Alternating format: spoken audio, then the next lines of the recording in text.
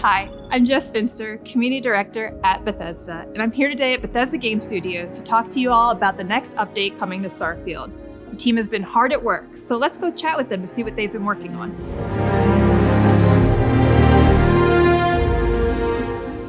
So with Update 4 on the horizon, what are some of the new features that players have to look forward to?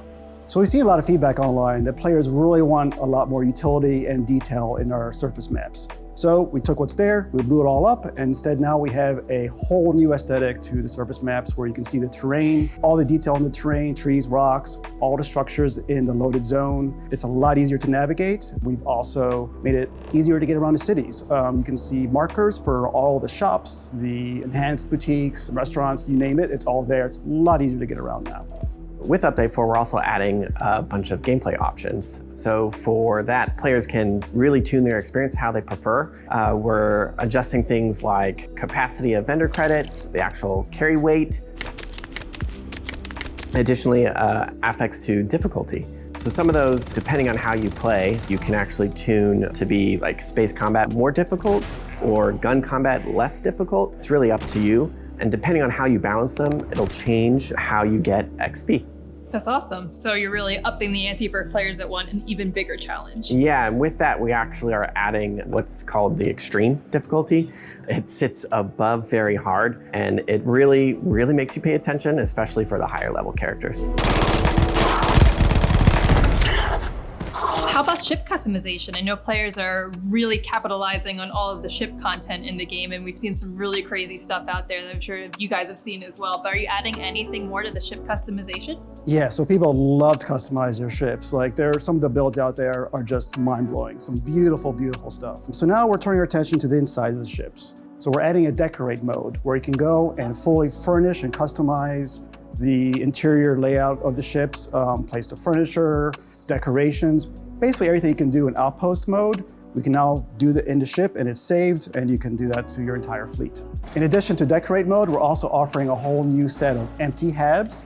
So basically, instead of pre-cluttered habs in the shipbuilder, we'll have a new set where there's no furniture, there's no decoration, nothing. It's a total blank slate, so players can just kind of fill it up with their own stuff. That's amazing. They'll really get to emulate whatever their personality showcases outside on the inside then. Yeah, exactly. New Game Plus. Is there anything being added to this update that helps the players after they've completed the campaign to return to the game? Yeah, so if you're like me and you find the more you go through the Unity, the more you become the hunter, the one thing I want to do is be able to respec my traits.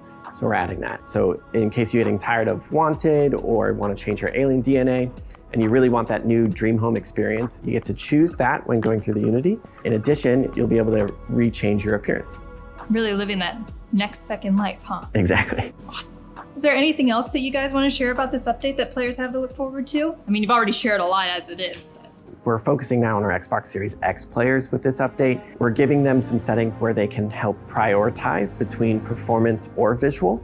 If they choose to prioritize performance, the target FPS will move to 60. And for players that have TVs that support VRR, they'll be able to choose between VRR 40 or VRR 60.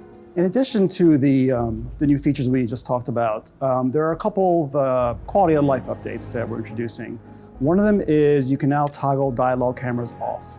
So instead of getting that sort of focus zoom in on whatever NPC you're talking to, it just stays in normal default camera mode. It's a little more immersive that way. Some players may prefer that. Love it. In addition to that, we're making the container and barter menus a bit more usable. We've added some tabs along the top, so it's easier to sort of see what container or what inventory you're looking at, whether it's yourself or your ship. And it's just easier to navigate. Basically, inventory and item management, it's a small thing, but it actually, I think, makes it a lot nicer. So Tim, we just talked to Joe and Isfan a little bit about Update 4 and what's coming, but is there anything else that you want to talk about that's down the horizon? So the team is working on our first land vehicle, so you can drive around on planets. Obviously, we're working on more quests and the massive Shattered Space expansion.